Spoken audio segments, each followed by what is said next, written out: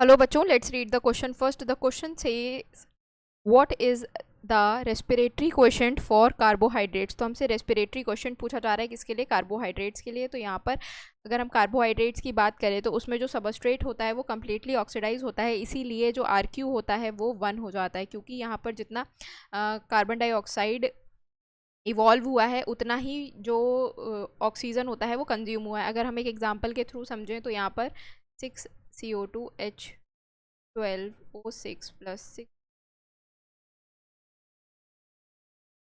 6CO2H. तो ये एक सिंपल इक्वेशन है रेस्पिरेशन का. में सबस्ट्रेट क्या है? कार्बोहाइड्रेट्स हैं. अब हम देख लेते हैं कि इसमें जो है वो आर क्यू कितना आ रहा है. आर क्यू का फॉर्मूला हमें पता है, volume of CO2, volume of CO2 evolved upon volume of O2 consumed. तो ये कितना होगा? यहाँ पर 6 CO2 निकला है तो 6 यहाँ पर हो जाएगा और 6 O2 कंज्यूम हुआ है तो यहाँ पर 6 हो जाएगा. 6 1. तो यहाँ पे आर क्यू की वैल्यू क्या हो गई? 1. यहाँ पर मोर देन 1 दिया हुआ है वो गलत है. बी यहाँ पर 1 दिया हुआ है बिल्कुल सही है. सी 0 गलत.